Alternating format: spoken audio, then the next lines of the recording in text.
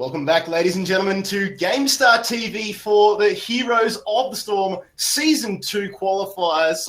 Official Season 2 qualifiers for the road to the HGC. The winner of the overall tournament will represent the ANZ region at DreamHack, fly the combined flag very, very high. If you have just joined us, we had the Bird Punchers defeating You're Off the Team on Sky Temple, and Holy Grail picking up the MVP nomination with some premium Tassadar play. But we're going over to Tomb of the Spider Queen for Nomia and TLVID. But before we go over to there, just going to run through the results, the standings so far for week 1 of the road to the HGC.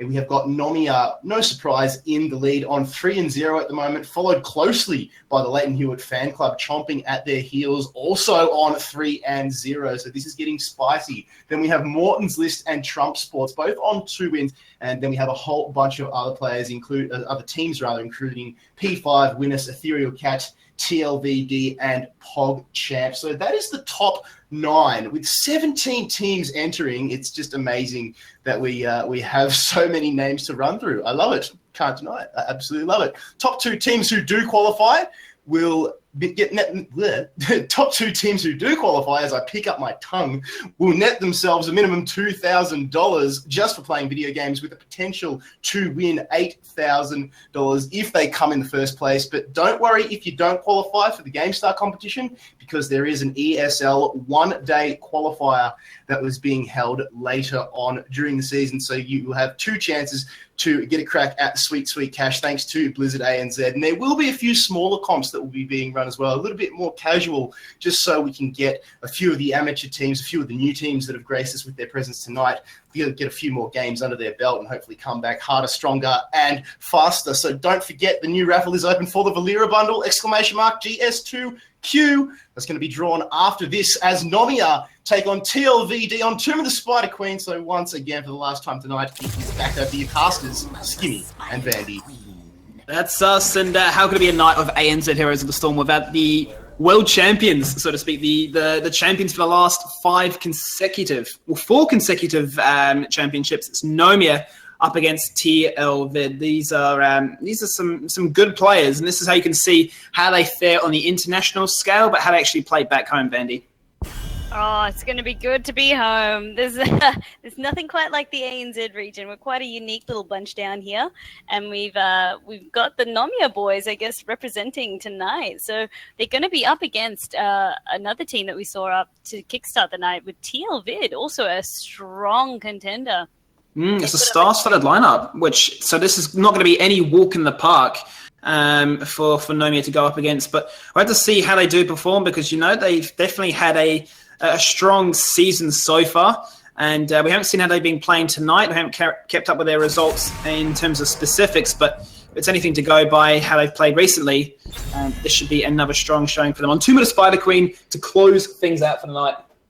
Yep, it's going to be a fun map. So Tomb of the Spider Queen, what do we prioritize? We prioritize wave clear. We prioritize sort of roamers or good gankers, and we also prioritize having a good sort of push if you can. So we're going to see the Sylvanuses come out, the Nazebos, we're going to see the Zuls. This is where they can shine, as well as any sort of gank champions. Bring out your Novas, your Valeras, what have you, what else we've seen tonight, but preferably bring out your Zeratul, who's on meta. Yeah, nothing too out of the ordinary, because you might be trying to hide strats, but if you lose the game, was that worth it? But talking about random picks and sort of metas you can go for this, we've seen Leoric from time to time actually shine on this map, like the counterpart Johanna, both strong AoE wave clearing tanks. We've also seen Stitches. We saw Stitches used a few times combined with either a Rag or a Tarunde to try and blow somebody up. But the opener here, as a result of these 2 bans, is Gul'dan. And that, like you said already, Vandy, strong wave clear, and it's a lot of damage. Yep, he definitely sort of fills that gap in that we sort of needed. He's fitting the brief. And that Zul, Chromie also being picked up. Chromie is one, that I did not mention. She also does quite well on this map, because it's a smaller map. There's not so many places to run and dodge from a skill shot. So, yep, definitely she's not a bad pick by any sense of the word on this map.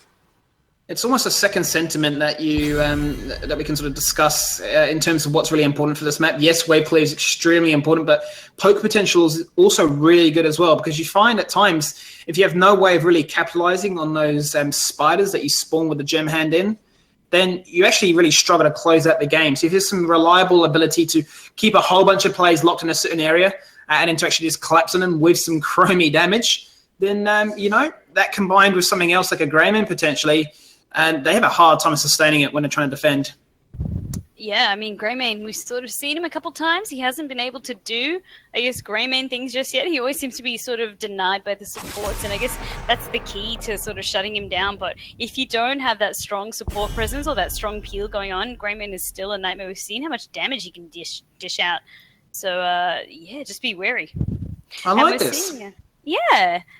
I was just going to say, I like the Tracer ban. Like, Tracer is a strong pick, not a go-to, but especially on certain maps and against certain picks, especially the Chromie. She's so weak. She has no mobility. That is the trade-off for her extraordinary DPS output. And Tracer would blow her up single-handedly, regardless of support. Tracer can also be quite the nuisance. So they're just, I guess, forecasting that they definitely want to keep their backline safe, and they're thinking about, I guess, rounding up that team comp, because once again, looking at what's on the board, they've got that ETC, Gul'dan, Malfurion already, the tools to sort of come and rush them and do a lot of damage in a short amount of time. Yeah, and they've, like you said, they've taken away the Lucio too, so they negate a strong healer that can provide a lot of mobility to a otherwise immobile team, but also provide them with a lot of sustain in a concentrated area, forcing them onto a hero such as the Rhaegar or the Kharazim, who are usually the other sort of top-tier contested picks. And it means if they find a target in contention, they can blow them up. They don't have to really worry about the fact of, is that person going to live? That's definitely something that you've got in the background of your mind. Yeah, is that person going to live? I couldn't have said it better myself. And with these last two picks now going on by the blue team, they're going to want, I guess, to either go with another sort of tank, I'm thinking, or if they want to go down the path of just getting more damage on board. I don't know. I mean, there is still a Tacita on the board, and he could play very nicely with Malfurion. I was just going to say, we know Ben loves to play Zeratul. And what does Zeratul really do well at? Killing squishies. I mean, Chromie's there. They can combine it with the Malfurion, potentially even Gul'dan for the Horrify right after the VP's been dropped. So I wouldn't be surprised. It's not the worst on this map. Falstad is locked in, however. That gives them some much-needed global pressure. Also gives them a gust potential to try and lock these members in. So rather than actually going for the squishy directly, just decimate the entire team. And like you mentioned, Leoric gives them some strong wave clear, but it gives them the potential to actually negate these tanky front lines. You called it with that Leoric, as well as taking Entomb can set up some great sort of initiation for team fights. So Leoric is definitely a strong contender on this map. So good to see. You did call this one Skimmy, so you don't have the Caster's Curse tonight. Feels good, man. One thing I want to know about, though, is Chen. Like, is he going to go for the barrel or is he going to go for the Storm Spirits? I feel as if knowing Ben, or Fat94 as he's otherwise known, the way he likes to play is aggressive, in your face, apply pressure. And with Chromie, if she has no pressure on her, she will single-handedly defeat your team, which is usually not the case in this game. So I feel as if he's going to go Panda Powers, just really put the pressure on Chromie and force her to make those decisions on the fly. Yeah, I definitely agree with you, because as you said, it also sort of is a body to three bodies to block the skill shots coming out, almost acting like the Beatles from Maneuver So you're taking the skill shots. Exactly, it's a great observation, Skimmy. You don't really have much going for you, so Chromie is just forced to retreat, and bam, there you go. It makes Demise's job ever so much harder. Well, here we go, guys. Round number 5 of the first week of the ANZ Road to the HDC qualifiers. On the left-hand side, renowned ANZ champions. I'm sure you've heard of them before. It is Nomia, and it's going to be Fat94 kicking things off. He's playing Chen. It's Arcana on the Malfurion, switched from the DPS role. Robodoba on ETC, John is on Gul'dan, and Vanilla is now in his new home as Falstad. Alrighty, and then we've got TLVID tonight. We've got Lahal playing Rhaegar, Demise on Chromie, Icebolt on Muradin, Tommy on Leoric, and Vikarek on Zul. So instantly in the lineup, we're seeing Tommy not on the DPS role. He's now taking more of a tank role, and Demise as well, carrying out his majorly duties, and Lahal this time making sure that he's got the support duties online. So good to see all these teams. They're getting really flexible with what they're happy to play, Skimmy. Yeah, so that's Tommy playing that flex role. I was just going to say, how many times have we had a lag pause today? Demise was actually asking, are you ready? Calling 3, 2, and it says Demise has lost connection. So he can't even start the game himself. Oh, it's ridiculous. That is like we can't plan this stuff. That's just that's great. This is why esports in ANZ suffers, because the internet is trash. Unfortunately, yeah. But let's get to the towns and see what they've got. Well, we've got this little respite. I'm seeing, I guess, nothing too strange off the board. Falstad going for the seasoned marksman, just meaning that he's going to focus more on his auto attacks instead of being mage Falstad, as well as Malfurion taking the moonburn, so making sure that he wants that all-important clear. Not opting for the scouting drone, which is interesting to see. A scouting drone is kind of favored, I guess, on a smaller map like this, but maybe once again he's feeling like he doesn't need it because the map is so small. Goes both ways. Well, yeah. I mean, scanning drone usually does have a lot of love, given the idea that you can prevent ganks, but also you can actually set up your own. But with this, it gives them a little bit more wave clear, because otherwise they're heavily relying on the idea of Gordon clearing single-handedly. Now, Gordon has gone for the adaptation of the Fell Flame build, which is seeing a lot of love recently, actually. A lot safer to poke at heroes with, and also a lot more sustained damage. So think of the role of usually Gul'dan being the Echo of Corruption, pumping out the dot damage. This one just gives him a little bit more sustained damage and allows him to stick around for a bit longer. Definitely. It's not as punishing if you miss it, let's say, because it's got a much shorter cooldown. That's it, and it only gets nastier later on. This also might be an indication that he's going to go for the Fell Flame, which gives him spell armor when he hits, so he can quite confidently run up into any of their members and even just tank what Demise has to throw at him. Hopefully he won't have to do that though, because we've got perhaps Panda Pals coming out with that Earth, Wind, Fire and what have you. Earth, Wind and Fires. I'm feeling like it's going to be the case, but we'll have to see how this one does progress out, because right now they're setting up as a 4-man in the bot hand side, rather unusually, and they're going to look for the combo straight onto John, who eats a Dragon's Breath to the face, and they're going to go for the level 1 initial clear, but this seems to be the go-to build right now for Chromie, with the Time Walker's Pursuit giving you the ability to have a clairvoyance to see where people are. And, as you progress on through the game, bouncing between for those globes, you'll get yourself some bonus damage. Yeah, definitely. I mean, it's sort of, I guess, prevalent of what we sort of saw in a similar MOBA in League of Legends, where you could sort of take that clairvoyance talent exactly like that, get your Lux, get your long-range snipes happening. It really suits having a sniper character. Ooh! But, what a great juke! Yeah, Demise is getting so aggressive there. He got the catch onto Arcana before on the rotation. He nearly went for the second one, but as a result got picked by the intending rings. But Rob was just a little bit too far away with the power slide. He might actually pay his price. Whether definitely does. He goes down for the first blood here. Huge by TLVID to start off.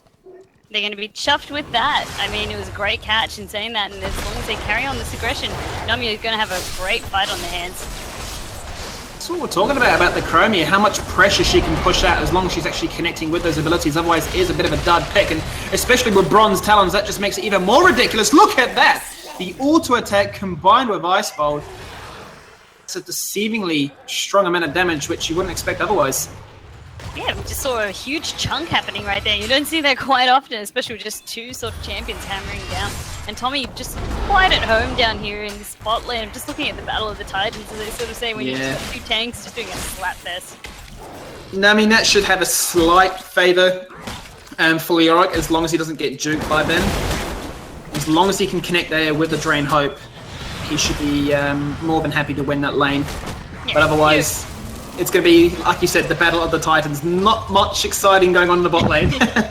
Way more exciting things happening in that mid lane right there, with, I guess, a lot of aggression once you say coming out of Demise. He's getting those pokes, he's landing them, just pushing Arcana to sort of go into overtime, make sure that he's keeping everyone popped up. But this is it. This time he's going to get finally punished. Arcana realizing, look, if we don't do anything, he's just going to single-handedly kill us and finally get the aggression, but not without a Dragon's Breath before he drops on down, and John gets the 1-for-1 trade taken against him. Huge Bone Prism finds a second kill, and TLVID, I mean, they're playing with confidence. They're just not afraid.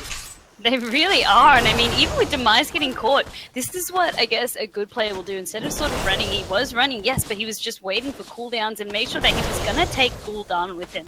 So really formidable to see. It sort of makes, I guess, getting that one team member not as valuable as it would have been, because there was a trade involved.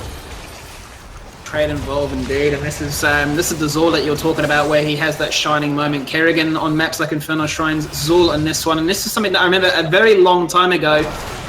Used to be quite proficient by Demise on Infernal Shrines, and actually ignore the first phase and just bounce between mid and bot. We've not had any influence in this.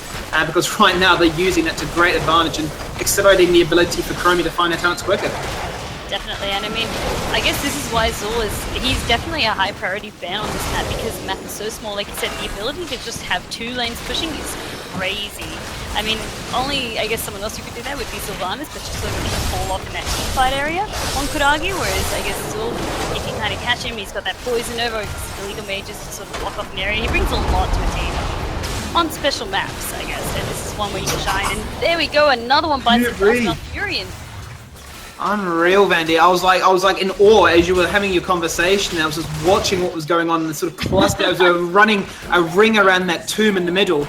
Yeah, just ever so slightly, just trying to dodge it. Unreal. But I mean, that would almost agree with our argument. The Brome Prism is there to guarantee, combined with, say, something like an Entomb or even the Mirrodin, guarantee that this damage will connect and it will blow up a member for their favours in terms of the numbers. But there goes the gank attempt into the bottom lane with the Titans. Does he have the Spectral Ray Fall? He does. Not going to be phased by that one whatsoever, as we now divert our attention back to the top lane. Full level lead, to bear in mind though, Vandy. And this means that level 10 ultimates, it's going to be slobbing sands. It's interesting because I think this is one of the first times we've sort of seen Nomia be a little bit late to kind of get that all-important level 10 first. Their style is just sort of getting that lead, creeping it up slowly, and then just ever so slightly just trying to get you every sort of defensive attempt you make. So it's really interesting to see Nomia going to be having to work overtime to get this up, but that was huge with those gems getting the Robodova. He does slide in and take him up, but is it going to be enough? John taking a lot of damage out, Skibby. Man, he's just not going to have enough. He's going to go for the train. Hell, doesn't matter. Iceball alone can actually take him out. Demise does the start. Iceball gets the finish. Is Mirrodin an executioner? I don't think so. ETC goes down too. Wow. Demise, he's gone into overtime now, Skimmy. He is playing his little Chromie art out because these dunks, sand dunks, are just out of control. Sand dunks. I like that. It's just what it looks like and the noise it makes. It's Asmodine if he was playing with sand. I mean, let's hope it doesn't come to that, but yeah, okay. Now, we're seeing a 2-lead level disadvantage to the side of Nomia. This is huge. They've got the TLVID team, they've got their heroics, they've got ancestral healing. They can pick a fight now if they want. You'd expect to see them do that as a result. I mean, they've been aggressive all game, playing with conviction and confidence. I can't imagine anything to slow one down now with level 10. And Nomia will realise this. They might have been underestimating what this comp would bring, or maybe they've been caught off guard as a result, because, you know, there's suddenly 8 kills down. And look at that. I mean, there's John in a combo alone. He's just forced to go into defensive. He can't even get up to even utilise the Fell Flame as a part of his kit. Yeah, he can't even get close to that because Demise once again doing so much poke, but they're not out of it yet. Once level 10 hits, Robodova's probably going to have that mosh, and then with that comes that team fight presence. Yep. He can then go in and sort of punish Demise a little bit easier. So we're just going to have to wait to see, but now we can see they are playing a lot more cautiously. They don't want to get picked off anymore. They're really just counting down till 10, you can sort of tell. But this is Nomia that we're talking about, and Nomia being the most experienced team in ANZ. They've been in positions like this before. It's not common, but when it is, they're the most disciplined team to realise what needs to be done. Hey, we're not level 10, or we don't have this talent advantage, or we realistically can't win these fights without these conditions being met. And we've seen them from time and time again, you know, play passively all game, and people think, oh, Nomia are washed up, they're not that good. And all they do is they rely on another team to potentially get overconfident and make a mistake, which then they can capitalise on. Or they just find the right opportunity through superior team fighting. Exactly right, couldn't have said it better myself. And we've got Tommy now opening with that strong Entomb. They're just trying to catch Robo out, but it's not going to be enough damage coming out on him. It's not going to be enough. The Gust was good to prevent the follow-up as a result. They're going to exchange a little bit of damage, but nothing too much. Panda Powers, as I mentioned, the Storm, Earth and Fire has been acquired. And expect to see a lot of that be utilised on towards the Chromie. But the Web Weave is essentially neutralized in the mid lane as a result of those items being consumed. Mosh Pit, Horrify, and Twilight Dream still available, the most impactful on their side. to be ETC that's going to be caught here. He's got the Bone Prism on top of him. Is he going to get away? For sure, at this stage, nothing too scary. Ancestral is going to come out. Not to the greatest of effect for Icebolt, as the Time Walker's pursuit does scout out how low Rob was. And Fausted now, at this extent, is going to come on in. Is it going to be enough to get the kill onto Tommy? He's down so low. Oh no. Nasty walking away. 400 health. He just does not seem phased. Web Weaver just finally got to the top keep, but it's been taken out now, but that's still a lane pushed against them. And that was not quite. Yeah. Just hanging on by a thread. It's an interesting state of affairs. You can see a little bit of frustration from Nomia. I mean, they're trying to find these kills. It's almost a little bit awkward for them right now. They're trying to make things happen and they can't connect. They're just not happening. Like you said, it's just getting a little bit sloppy on their ends, and we've never sort of seen that come out from Nomia. As you said, they're very well disciplined. It's not just saying that it's down and out and oh my god, this is a disaster for Nomia. It just feels like they're a little bit off in this game, and as you said, they're not just getting that footing that they need to sort of execute those plays, because really, TLVID, they are not really putting a step out of line as well in saying that. They are playing the game very well. They're getting out when they need to, not overcommitting. And yeah, it's showing. Yeah, this is sort of the same thing that we really brought up at the international side. It was, you know, a lot of these teams go, oh, you know, it's Nomia, oh, it's so scary, and they sort of put themselves in that negative mindset, and as a result, they do play worse as they would have maybe against other teams. But you know, right now they just do not care. They are really bringing a game for us.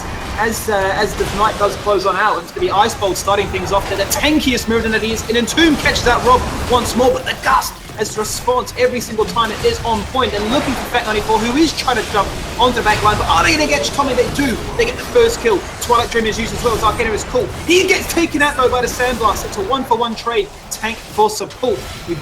Nomia had to sustain that to keep this fight going. John is nowhere near the rest of his team. He's coming on in, but the Mosh Pit does catch out one. It is the Rhaegar of all people. Demise nearly gets John as he tries to go for the re-engage, and Gul'dan does get taken out. 2 for 2 as we call it, Vandy.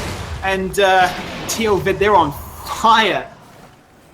That was amazing to see. That last snipe by Demise, that was maximum range as well, and it clipped and hit. I couldn't believe it.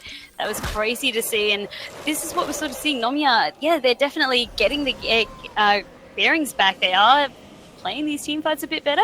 Every time we've got that Entomb come out from Tommy to sort of section off ETC, make sure that he can't get an easy mosh in.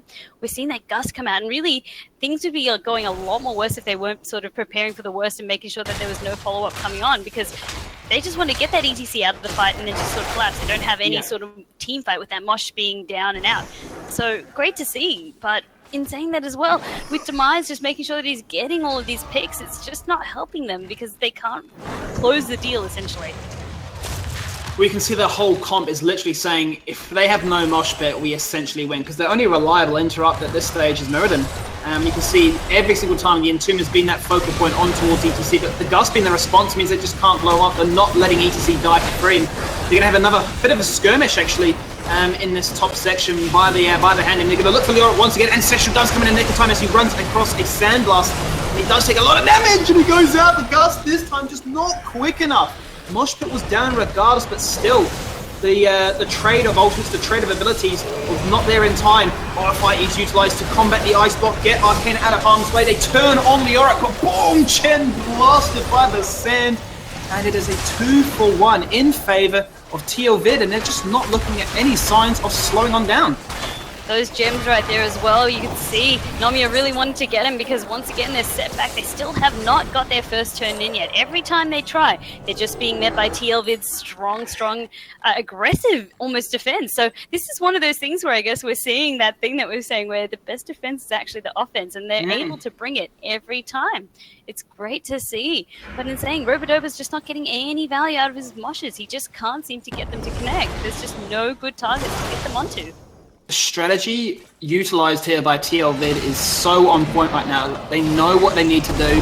Point and click, get a Bone Prism or lock a member down and blow them up. Vanilla's going to come around the backside. He does have Gus. He's going to connect it this time. Skeletal Mages are used to try and slow down their retreat. But the Mosh Pit, as you mentioned it, Vandy, does catch 2 people, and straight away, Kobe, the central point of this comp, is deleted as ETC joined them. 1-for-1 right now as the fighting by this top keep. Towers are going to be in range very shortly if they stick around for much longer, but John is so low. Only Vanilla, the healthy carry to look at things. they do carry on. And that was a fight with them not having 16, but they executed it and they sniped away that Chromie. Yeah, that was great to see. As soon as I saw Demise caught in the mosh, I was like, this is it. This is where Nomia are starting to sort of show their comeback. They're starting to figure it out with their surprise Gus from behind. Vanilla doing an aggressive Gus this time. Just finally not getting much luck out of the defensive ones. Going for full aggression this time. Damn, they got the Chromie. They've got Tommy as well, and they got their first turn. So there we go. The tables are right back in for them, and now they can probably muster their defenses to get a strong push happening. And also, we're seeing John now. He has taken that fell arm I was going to point out before. So really, we're going to see him wanting to utilize the best out of that and make sure that Chromie isn't hitting as hard as she should be, at least on him. This ramps up just even more ridiculously as the game goes on. Increased damage at 16 as well. Allows you to sit back, pump out damage, because you have a deceivingly long range. I mean, look at John poking away at Demise right now. He single-handedly has got Demise down to half. And if Demise chucks out a Sandblast, like I was saying, he can tank it knowing that it's not going to do anywhere near as it would otherwise. But talking about strategy, we were talking about how TLVID have their number, and Nomia really need to sort of find a response to this. But look at that. In a matter of moments, a team fight won, a hand in acquired, and suddenly they're even pegging, even just slightly ahead now. Exactly. I mean, as I said, they're not down now. They also know what they need to do to recover. 94 going into the jump there. Getting Hourglass instantly, pops the Panda Powers, and he's looking to want to go in now. Yeah, he committed 3 members towards him. His Ice Ball was taken up against 3 members. Twilight Dream is used, and then Sigil does connect on through. Beautiful Gus to keep them all tucked away there. Tommy is going to be the first one to drop. Mosh Pit is used. Claims was coming out from Lahal, but not enough for Ice Ball to walk away. Zul drops in hot pursuit too. Ice Ball looking for Fat 94. The Panda is just too damn elusive. He gets out of harm's way. Can they get out of the Sandblast? No, they can't. The slowing sand, just too annoying. Arcana potentially for the double. They're going to have to make do with a single pick there on the Gordon, it would seem. That's great. I mean, good sort of, I guess, they're digging deep now. We've got Nomia. They're really starting to get one up now. We're not seeing, I guess, TLVID control the team fights as strongly as they were before. They're still getting picks and they're still returning and doing trades, but it wasn't as smooth as it used to be. And we can see sort of the ramping up coming out of Nomia's picks as it sort of goes on. There's only going to be level 20 to decide it all, but really, they've equalized quite well. In fact, now they are a level ahead. Well, that's it, and this is what we're talking about, that discipline, you know. Nomia, they knew what they were up against. They just needed to find the right opportunity, and that mosh pit really was the turning point. When they got the Chromie, it's just gone nicely and, you know, strongly in their favor as a result since. Now, Pandan times is going to be the next big sort of talking point, because we're going to be leading into level 20 sieges. And right now, Nomia have no faults across the board, complete sweep, whereas only 2 remain on the side of TLVID, so a strong push to be expected. Oh, there we go. We're seeing the Gus go straight in by Vanilla, but that was so exposed. Oh no, Faster went for the plays. He got cleansed once, but the cleanse was not good enough twice, because Demise had his number saying, you're trying to make a play, but I'm going to punish that play so hard.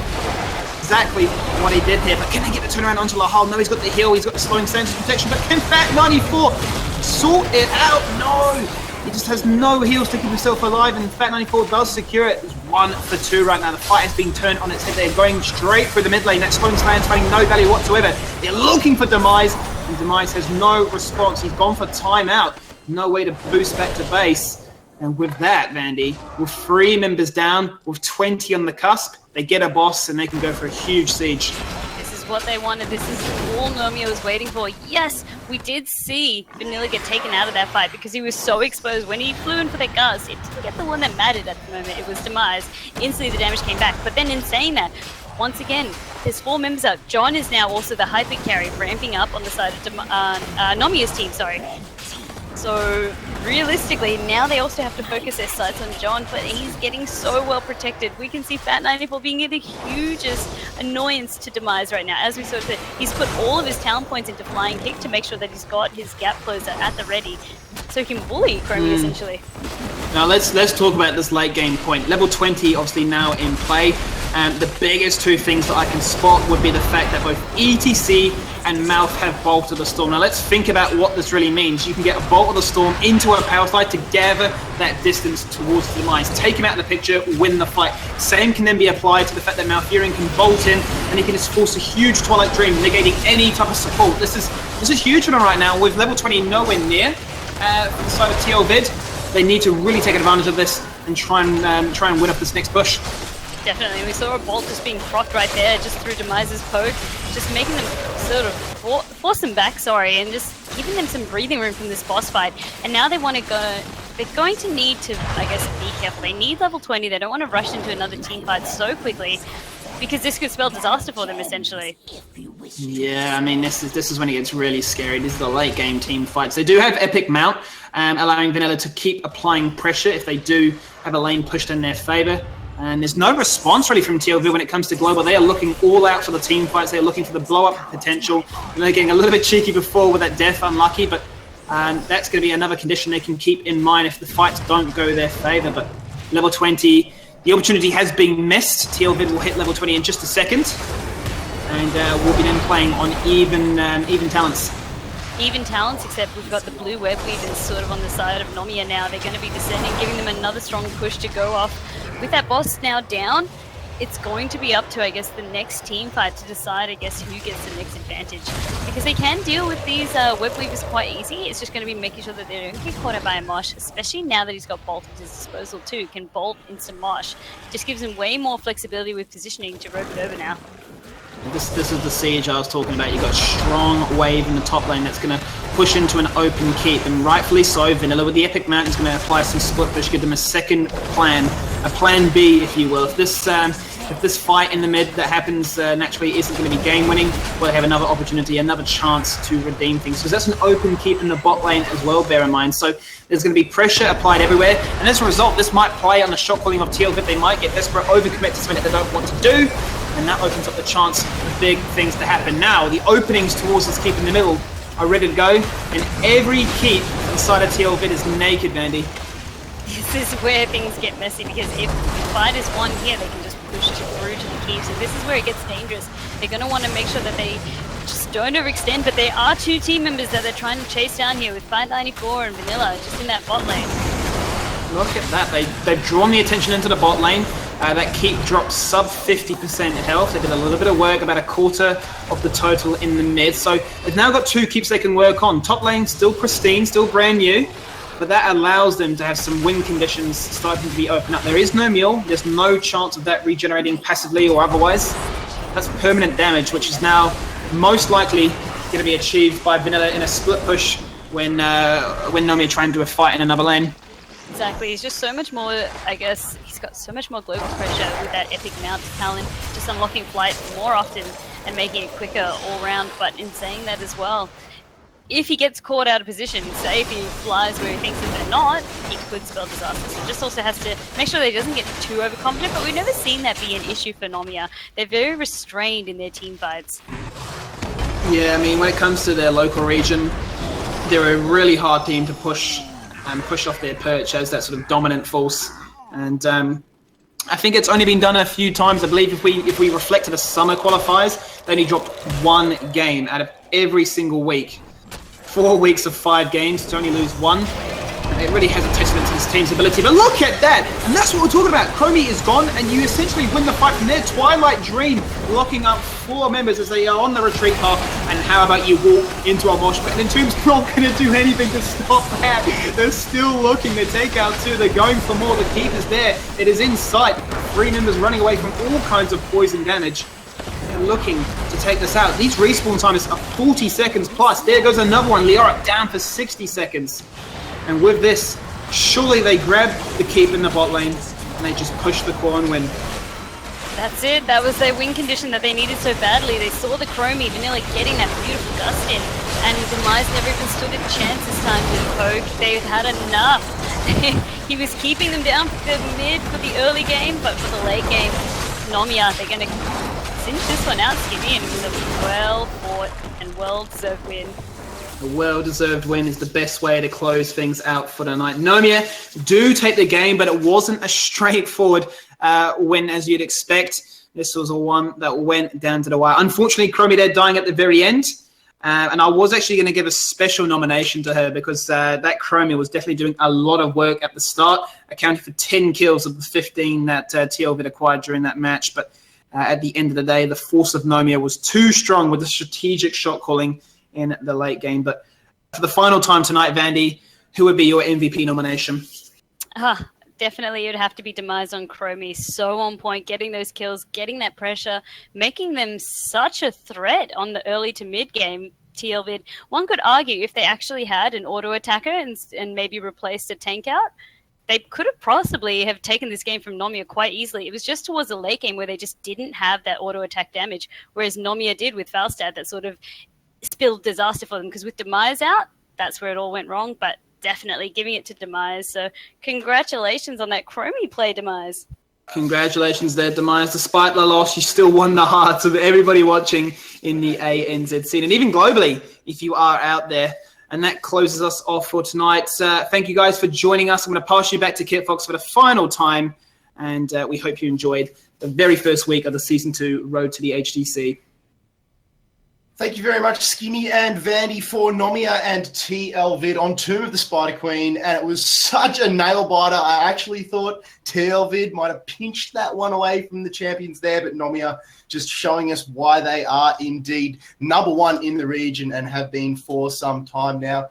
If you have just joined us, unfortunately, that was the last game of the night, but the results are pouring in. So Nomia, they go with a great 5-0. So they are yet to drop around. No surprise there. The rest of the results are flowing in. And the teams are going to play 5 weeks, and only 4 of those will count. So the best 4 weeks will be tallied up and then used to qualify. So teams can afford to have one bad week. Congratulations to all the victors tonight. Congratulations to our MVP nominees, Lahal, Iron Tarkus, Against Time, Holy Grail, and Demise for their plays on various champions across various maps. We're going to draw the raffle for that Valera bundle thanks to Blizzard ANZ. So Producer Crisis is going to get the little cage out, rattle it around a bit, push the magic button, and draw the winner.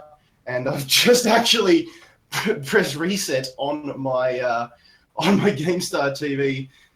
So I'm going to have to get a whisper to tell me who this one is, please. It was Hacky. So well done. Congratulations. Hacky, bro. He's another skin magnet, this man. I think he's as well. Well done, Hacky, bro, and Jim Jams for picking up Valera bundles as well as the Demon Hunter skin tonight.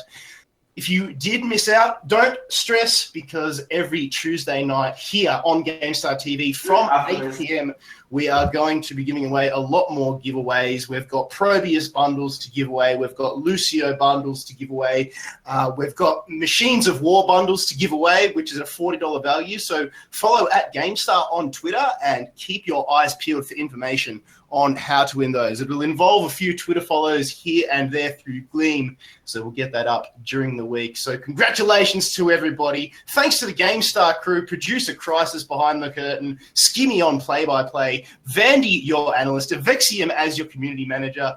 My name is Kit Fox. It has been an absolute pleasure to be your host right here, 8 p.m. next week for the next month, for the next 5 weeks. Get some, GGs, and good night.